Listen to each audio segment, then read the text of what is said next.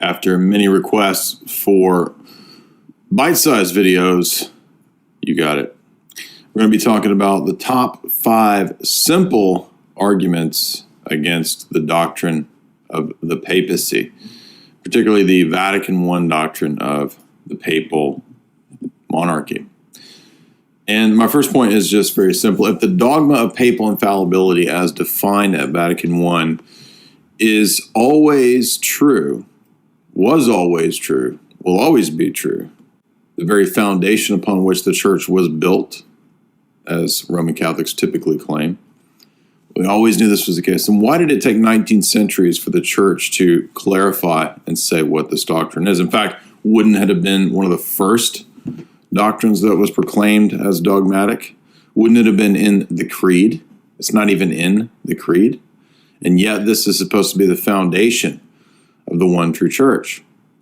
If it was a universal, clear, apostolic, Petrine charism and doctrine, then there wouldn't have been a need for all of these disputes, all of these ecumenical councils called by emperors, not popes. There wouldn't have been ecumenical councils that condemned popes, like Honorius. There wouldn't have been an ecumenical council that solved the so-called crisis of the Great Western Schism when you had multiple people claiming to be the true pope. And so what do we have there? Constance, a council over the pope. And yet, within a few generations, the Pope reasserts his supremacy over the councils. These are all clear, known, classic historical examples that run completely contrary to the supposed obvious claim, right, that everybody from the earliest days throughout the whole world knew the supremacy of the Roman bishop meant Vatican I. That's the Vatican I claim. And so all that's necessary really is to show that that isn't the case. If that isn't the case, then Vatican I is not true when it claims that that was always the case. As a rejoinder to that, typically there's an argument made about the evolution of doctrine. Now, the irony is that documents like Pacendi of Pius X explicitly state that there is no evolution of doctrine, and that's a modernist tenet. And yet Roman Catholics will appeal to doctrine itself undergoing an evolutionary development to justify the fact that admittedly this was not the practice of the church in the first 1,000 years. I'll leave this essay, by the way, down below. You can get the longer arguments to this effect.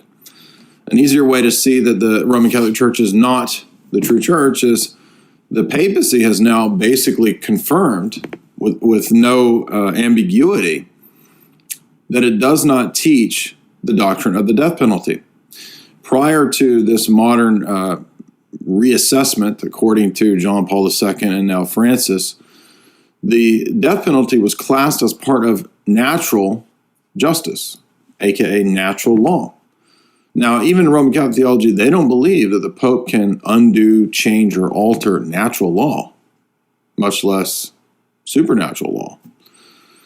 So the idea that this could be done away with or changed, which it absolutely has, beyond dispute, right, as something that's no longer viable for the modern church. This is another proof that the Roman Catholic positions and dogmas change. The true church and her doctrines, her dogmas cannot change. So I think this is one of the strongest modern examples of the papacy as an evolving doctrine. Next, I would point to the papacy as a universal temporal power. Nobody in the first 1,000 years of the church taught this. The infamous bull of 1302 of Boniface VIII, Unum Sanctum, is what really pushes this into the fore. So this is a medieval Renaissance papal doctrine, eventually. And this allows for there to be the accumulation of much wealth. Eventually, this allows for there to be the Vatican Bank. I don't remember Jesus telling Peter that he should establish a global usury-based bank. But rather, the church is a spiritual institution.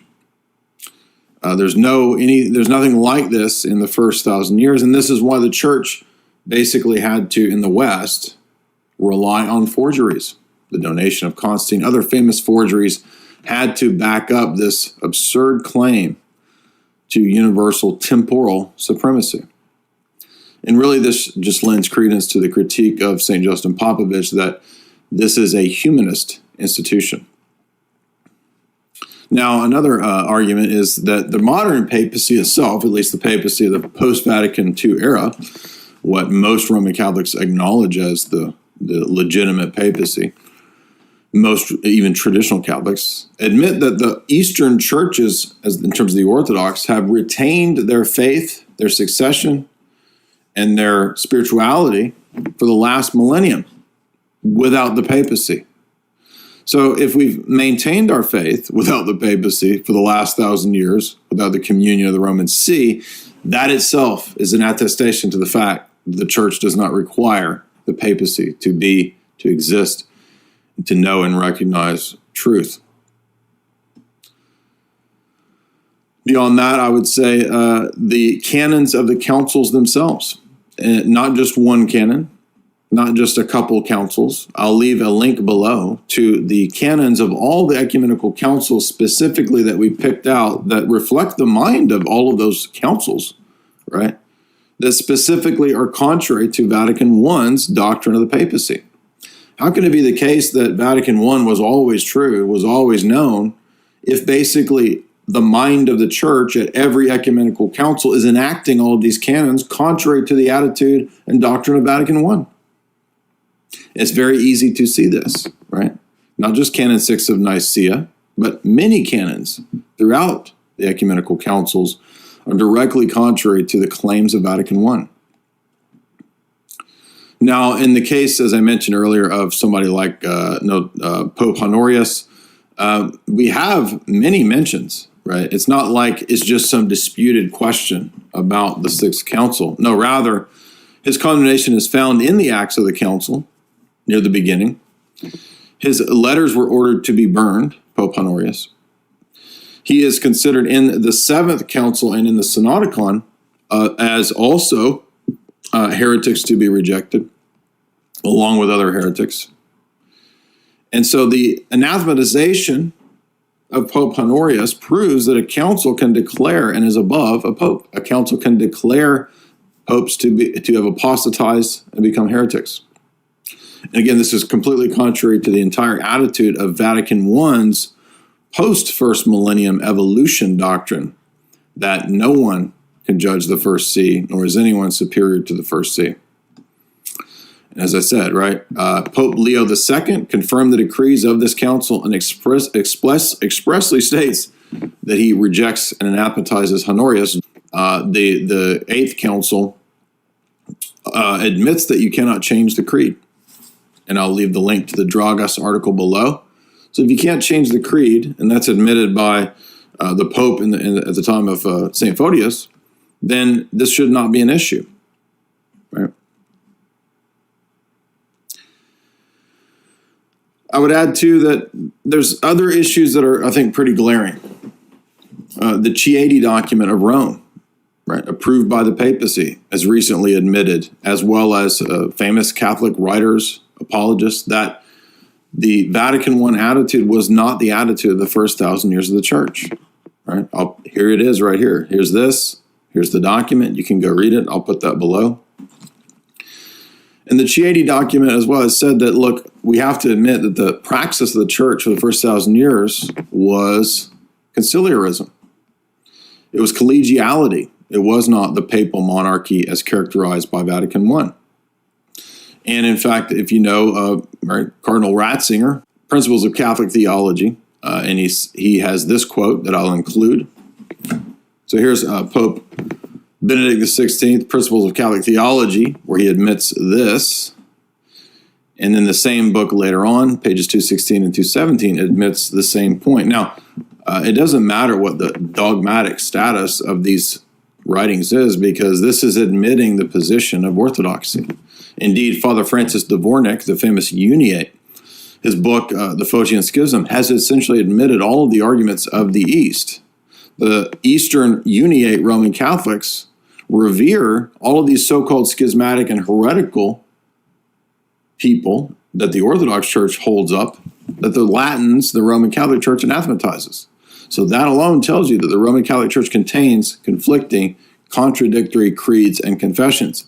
Therefore, it is not the true church. In fact, wouldn't we expect the true church to use and exemplify the very anathematization ceremony, at least that's exemplified at the Seventh Council, the anathema service. Исповедующим сердцем и устами, что Святой Дух существенно и ипостасно исходит только от Отца, яко рече Христос в своем Евангелии.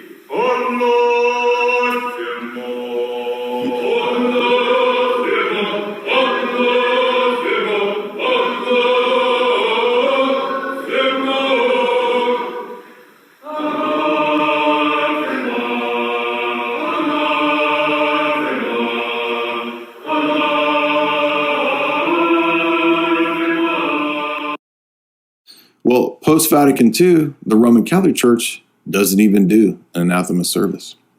In fact, it doesn't accept the Synodicon in its anathema service. So if your church doesn't do what the church of the first millennium, the first 700 years did, you're not the true church. The final point, I would add that the post-Vatican II papacy is engaged in progressively more egregious versions of apostasy via their so-called ecumenism. Now, the calling together of different professing so-called Christians or groups to try to come to an agreement on doctrine is not what the ecumenism movement is about. Ecumenism is about watering down and not proselytizing or converting people, which is precisely what the Great Commission is all about. In fact, Francis didn't just honor other religions like Islam, which are, of course, antichrist religions that John says anyone denying Christ coming in the flesh is of the spirit of Antichrist. Francis actually goes into the mosques and prays towards Mecca. And lest you think that this was something unique to the wild, clownish fancies of Francis, no, in fact, it was Benedict XVI who had done the exact same thing. But Francis did take it to a new level when it comes to the recent visit to the Iraqi ziggurat, which is a site for, of course, human pagan sacrifice in the ancient world. Ziggurats are, of course, known to be locations of tremendous pagan practice and degeneracy, and yet at the same time, this amazing event included, we read, prayer services with not just so-called Jews and Muslims and sons of Abraham, so-called, but in fact with Yazidis. Yazidis are a Gnostic sectarian group that explicitly reference and revere the fallen angel, Satan. So this is the first time that Mandean Sabian Yazidis were invited to a inter-religious prayer service headed by none other than Francis himself. This is, of course, a complete rejection of the Christian religion in both faith and practice.